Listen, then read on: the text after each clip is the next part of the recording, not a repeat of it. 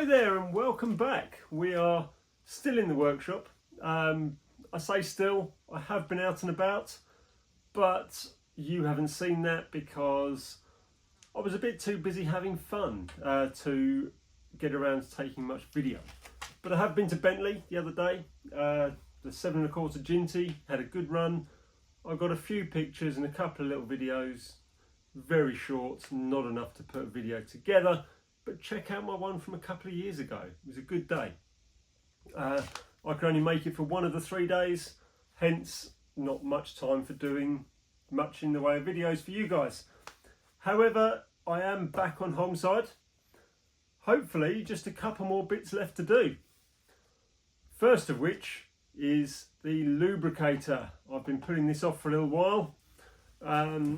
In a previous video we did discuss the lubricator and the drive for it, and we tied it up and made that all a lot tighter so it's much more reliable, less noisy piece of kit. However, one of the comments from George was that pot does not last long enough. It was doing him about a mile. So at a track like Eccles, for example, he was having to top it up every lap. Once I'd tidied up all the motion, it was getting one click on the ratchet. Sorry, it was having 2 clicks on the ratchet. I've reduced it to 1. So I now should have 2 miles, hopefully. But that's still not much. Personally, I like a lubricator that lasts a lot longer. We could make that ram pump a little bit less. However, you still want to get enough oil to the engine. My personal thought is that is a very small pot for a 7 1/4 loco. It's smaller than the pot in most of my engines, and I've only got one 7 1/4. That's massive. It's smaller than my Enterprise. It's smaller than the Ginty Speedy. Well, it might be about the same as Speedy actually, but it's certainly not as big as I would expect for this engine. So, what am I going to do?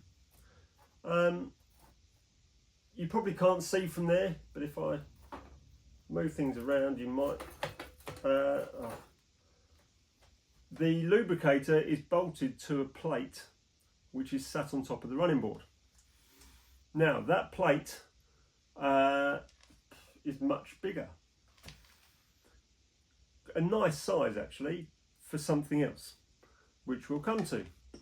So I've decided to make a bigger pot, take the guts out of this lubricator and put it into the new pot that I make. So it should still pump the same amount of oil, it will just do it with a bigger reservoir. Now, to make that reservoir, I decided that plate that's bolted to the bottom, I will just take that off and make a pot that suits that size. So the pot, I was having a little hunt around and I thought a toolbox would look pretty good on the running board. In my head I had a curved top toolbox like you would see on the side of a Great Western, for example, a pannier tank. They had nice toolbox on the side of the running board. However, I couldn't find a drawing for that. I started trying to do some sketches. I had a look at the Model Engineers Laser website to see if they had anything. I even gave them a call to see if they had anything. And they said, without hunting the same as I could, they're not going to know, and it would be quicker just to draw something new anyway. So I started looking around and I found the Beatty well tank, or the Adams radial tank, had toolboxes on the side of the running board next to the smoke box. So that is the design I've gone for. I measured the size of this panel on the running board. I sent these sketches, or this sketch, to Ed at Model Engineers Laser, who came back and said, yep, I can do that. I also sent him this picture of the Beatty well tank, And he said, yeah, that looks pretty good. Great idea. Do you want me to put all the holes in it to do the rivets? Now, I wasn't going to do the rivets, but Ed then, having put the holes in, I can just knock the rivets on and we'll be done. So, let's go somewhere else, a bit tidier, cleaner, clearer. Have a look at the bench and see what Ed supplied me with. So, before we go any further, I've got to give a massive amount of credit to Ed at Model Engineers Laser and his team. Did a cracking job. I haven't opened it yet, but within a couple of weeks, this turned up in the post. Recorded delivery. I forget which company, DPD maybe. I'd forgotten about it, to be honest. It turned up, opened it up. Wow, great job. And then a couple of days after receiving it, I received an invoice, which I paid straight away. So, we're trying to make a 6-sided box. So you might wonder why there's only 5 different pieces here. Well, we have a bottom, we have a front and a back, we have, inside and outside, a front and a back, and 2 pieces for the top. Why 2 pieces for the top? I've done one bigger piece and one slightly smaller piece, which has already put the holes in for me so that they line up perfectly. So I've just got to join them together, and then hopefully that lid just drops in the top and is a nice fit inside the box that we're going to make. Before he cut it, he said, did you want 1 or 2? And so I thought, you know what, go for it, make 2. We can always keep odd bits of chain or whatever on the other side of the engine. So, let's get cracking with this.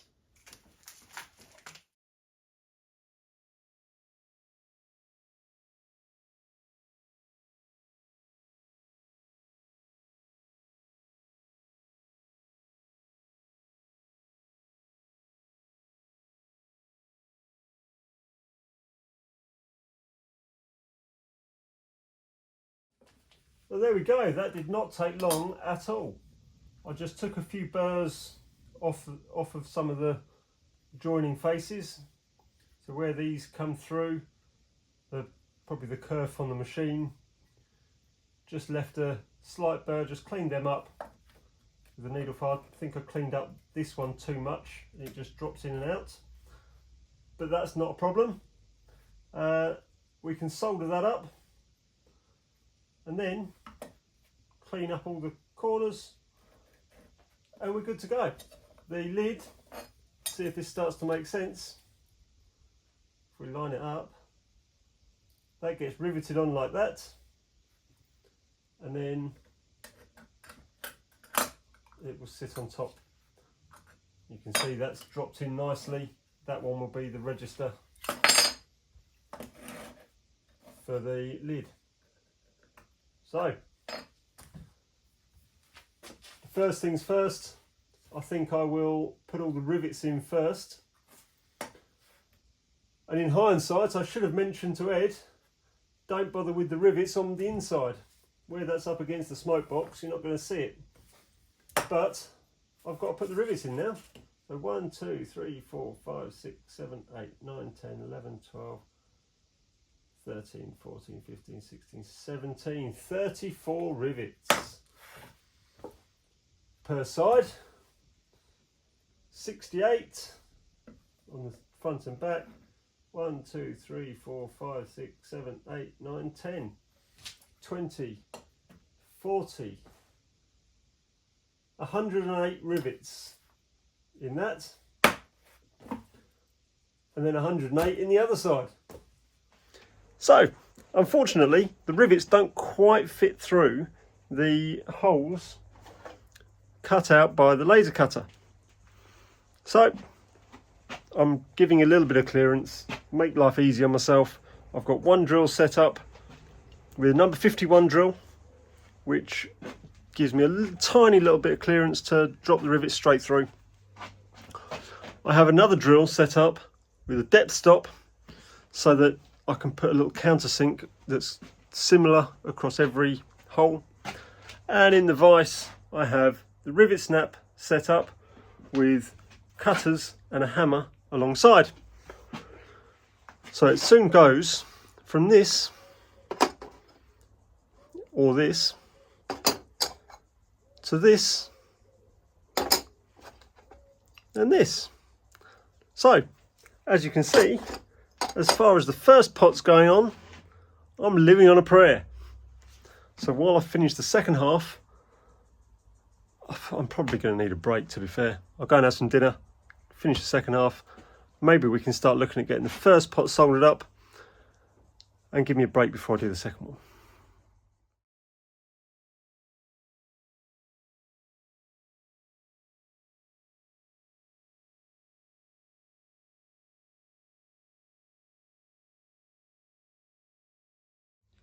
Well, there we go. That is the 4 sides riveted. I have also deburred, given a clean up and cleaned up with wire wool all of the surfaces that are going to be soldered. So the next stage is put it apart and flux it and solder it.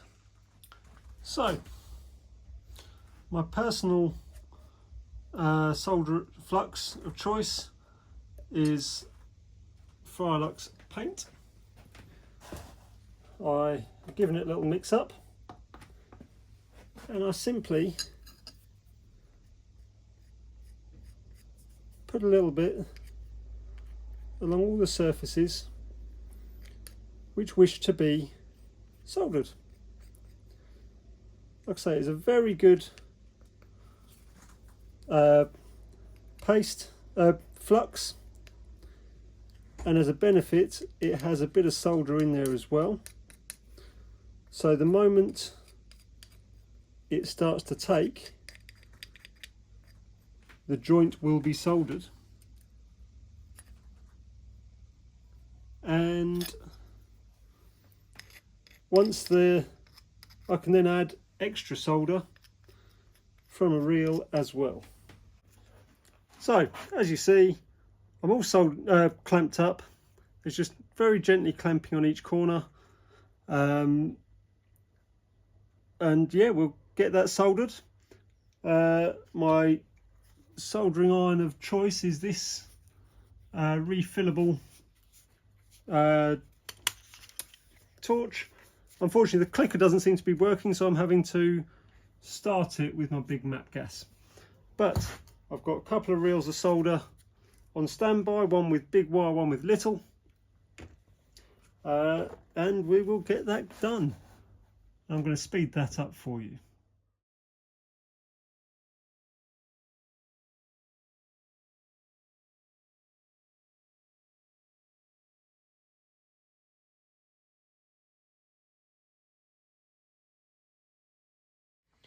So we will let that cool down a bit before we see if there's anything that needs doing. I mean, I can see that's warm. For example, there's a little hole in the solder at the corner. When the whole thing's cooled down a bit, I can put a little bit of heat in and fill those 2 corners up with a tiny bit of solder. The other end looks okay, we'll see. But you can't start adding heat when it's already got up to temperature, because it doesn't take much heat and it starts to flow. So cool down, tidy it up and see how it looks. So it's cooled down, I've given it a little clean up with the wire wool and I've put the lid on. So for the lid, for the moment, I've just used a couple of 10BA bolts to screw it on, to nut and bolt to hold it together. It's a little bit on the tight side, I need to work out why, although putting it on and off a couple of times has sorted that out. So maybe it was just a bit of solder build up in the corner that was stopping it. So that doesn't look bad to my eye. Yeah, so next job is to properly clean up the box, decide what I'm going to do with the lid, and then then it can be put back on the running board. So the next stage is to take the lubricator off the running board. That plate that it is mounted to has been conveniently designed, or I should say the new lubricator pot has been conveniently designed to be exactly the same size. So I can take that off, mark the holes onto the bottom of this and just go through, and it should sit nicely on the running plate in the right place. It's then just a case of putting the hole in the bottom for the pump to go through, and the hole in the sides for all the mounting holes that the pump needs, i.e. these ones here. So I've taken all the guts out. As you can see there, I will go through how that works later on. But I've taken it out, I've positioned it where it wants to be to get the rough line of where that hole wants to be.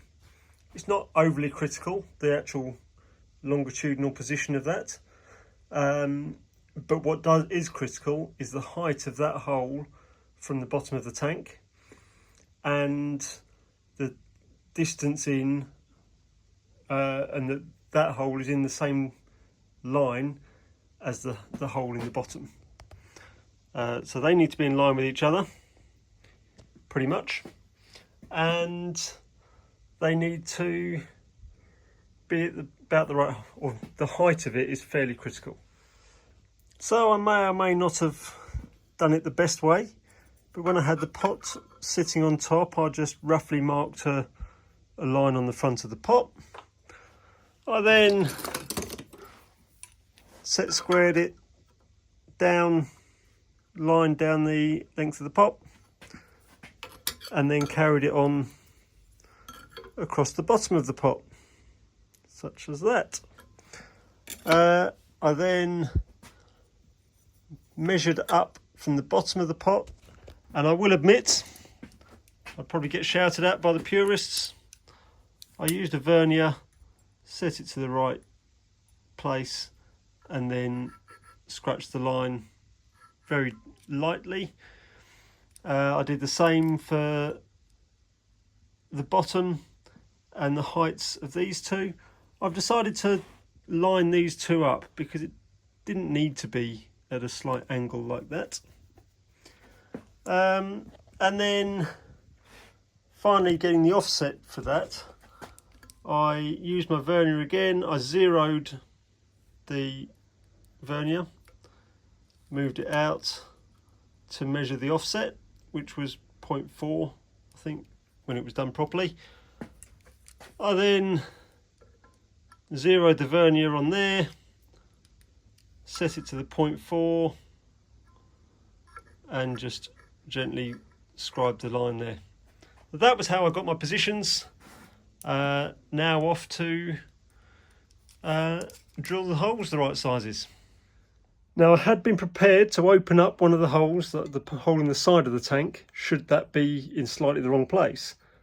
But it has all gone together perfectly. I haven't tapped the holes yet, I will admit, but I wasn't necessarily expecting that to just go in. The only issue I've got at the moment is that outlet, I believe, is 180 degrees wrong to where I want it. So I'm going to start by taking out that washer underneath. I'm hoping that that's just a positioning washer. We'll take that out, and we might have to make a new washer the right thickness to make it tighten up in the right place. But so far so good. I'll take this back out and I'll explain to you how it works. So this is the guts of the pump assembled outside of the pot. This ram, like a single cylinder oscillating engine, is sprung loaded or pulled onto the face. Should be a little spring in there that sort of holding it in. As the pump turns, as the wheel turns, that ram is pulled up and down at the same time as the cylinder oscillates. There is one hole on the inside front face of this cylinder. You can't see it because it's facing this. But if I take that out, then if I swing it enough, you can see the one hole.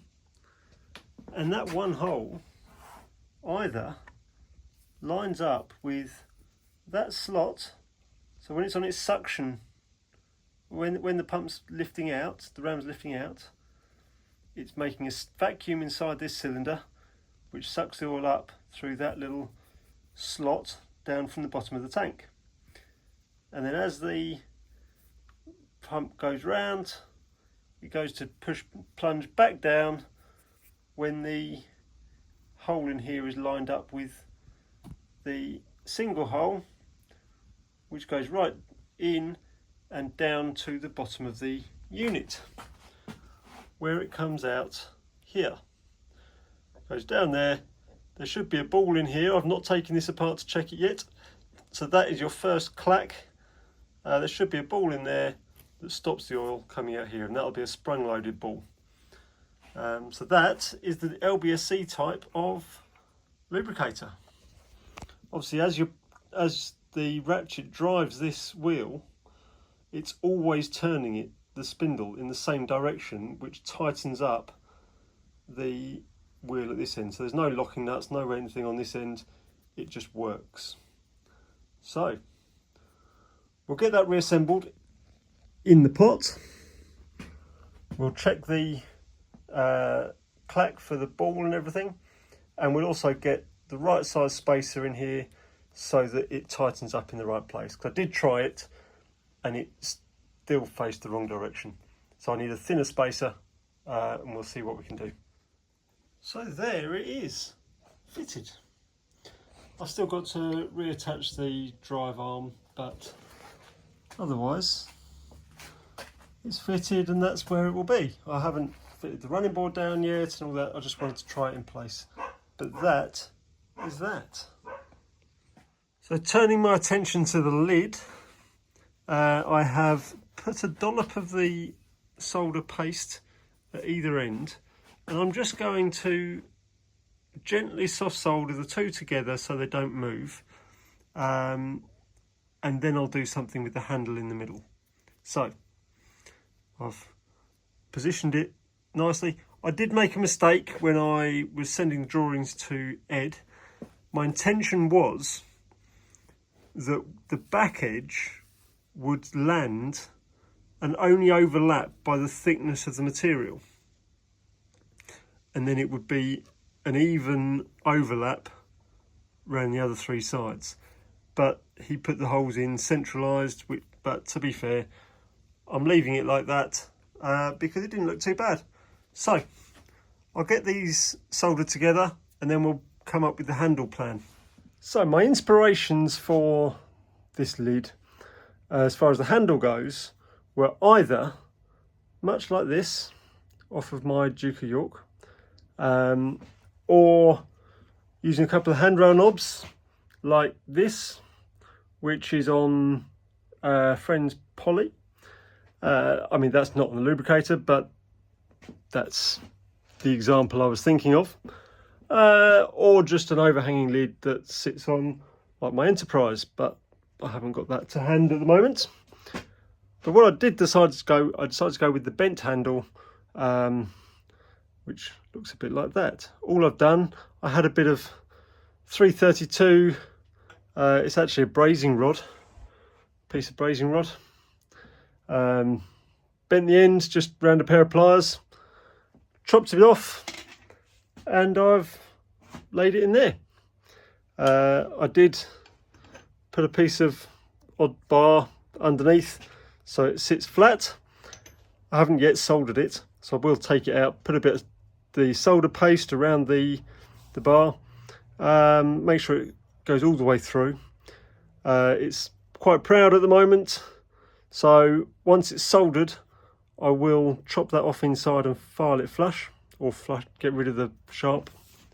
But yes, that is what it's going to look like. So yeah, when I drilled it out bigger, because it was 10BA, a 10BA bolt holding it together, I've drilled it out 332. Now that it's soldered together, I could do that and not have to worry about anything moving. And I've countersunk top and bottom, so hopefully I'll get a little fillet of soft solder in there as well. So I'm going to get that done and we'll be back. So there it is, finished. Remove the lid, pump inside, lid locates nicely on top, and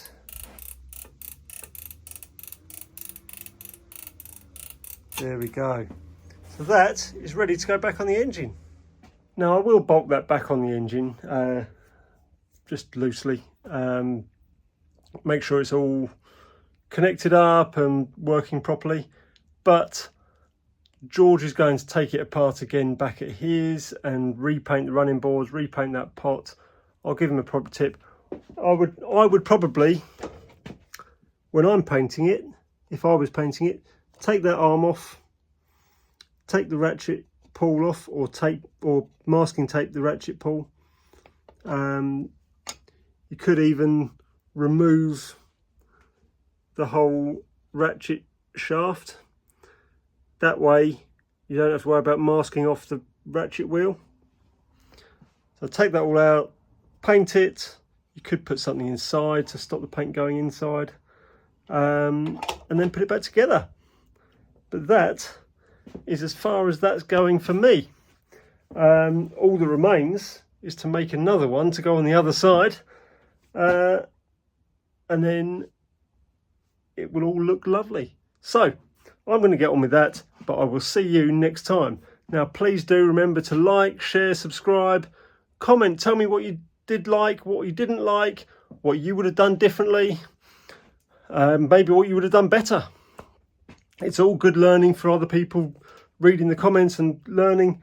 I try to do it in a way that does a good job, but may not be the very best way of doing things, because I try to make it achievable for a beginner to pick up and have a go. So thanks very much. I will stop rambling and I will see you next time. Ta-da.